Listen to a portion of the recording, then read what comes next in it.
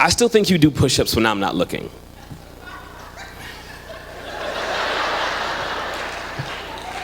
Sometime after the Monday morning spent picking fruit, or before our long Saturday afternoon walks, I think I can feel you. And I'm not talking about those wimpy, girly push-ups. I'm talking about deep-seated, one-armed, archangel-like thrust into the earth. So yes, if you're wondering, I would do it all over again. Don't believe me? Just look me in the eye. Don't walk around here with your head hung. Don't you dare shuffle your feet or muffle your speech. You see, before you, there was nothing. Walls of mundane. I'd grown bored of the eucalyptus and the rhododendron. The lilacs and lilies had lost their luster. You came along just as the 8-hour days spent naming these creatures were beginning to give me a permanent case of the Mondays. Just as sitting here watching this grass grow was beginning to feel a whole lot like watching grass grow.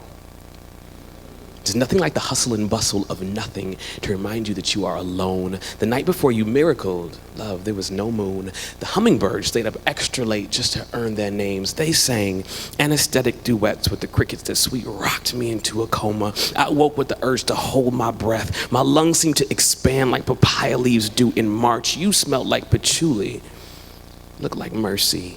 For the first time, I cried during morning prayer. For the first week, I thought you were too soft to touch. Sheer lack of self-control proved me wrong. The first time it rained, I found you perched atop a tree. You looked down at me and said, "Don't be mad, love. I was just trying to figure out where it was all coming from." See, you've always been inquisitive.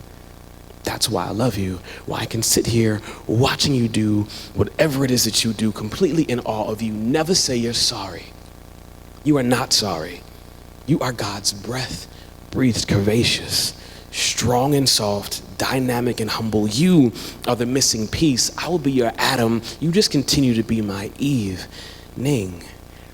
Because you are candlestick and wick, lit bright in my dark, in my distant, in my dormant. Your hair on my chest has kept me warm on many a night. Your eyes at my back have kept me strong and safe on many a days. But love, they will not speak of this, because this is the breath of honesty, far too foul and impure to be inhaled by holy lungs. So they will only teach religious fragments of the truth.